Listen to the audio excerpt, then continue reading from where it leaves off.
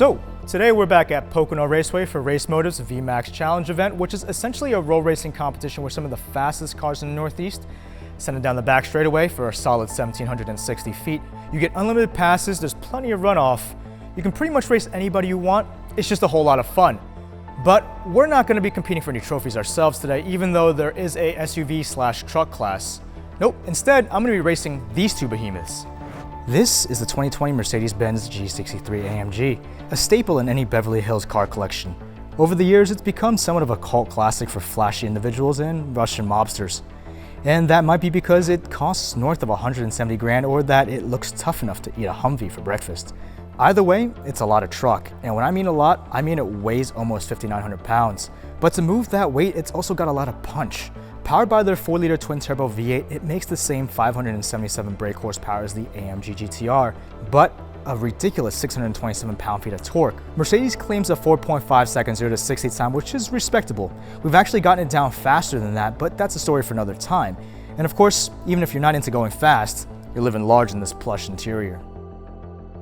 On the other side of the ring, we've got the 2020 BMW X7 M50i.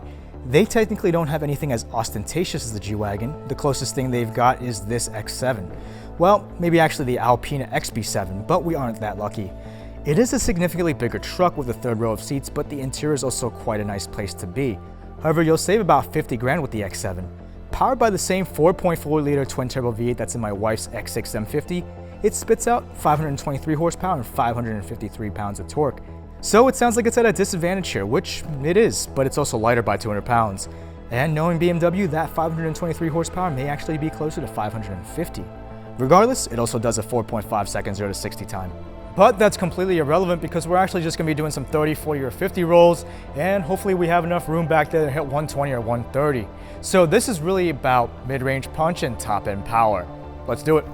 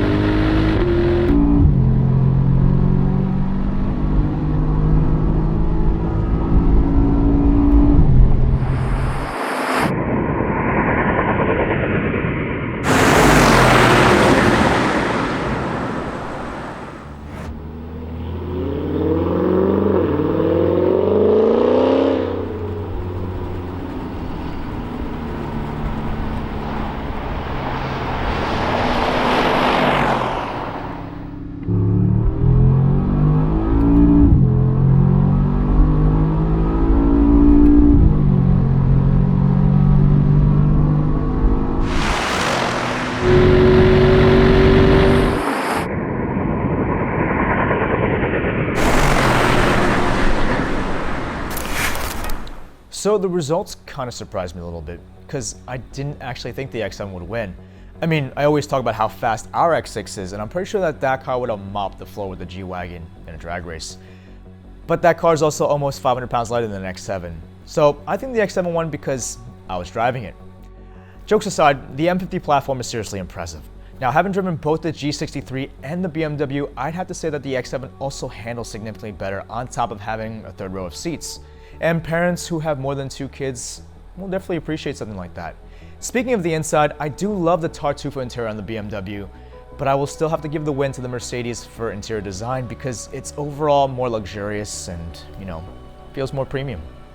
And though the BMW does have road presence with that massive front grille and just its sheer size, it doesn't have that undeniable stunt factor of the G-Wagon.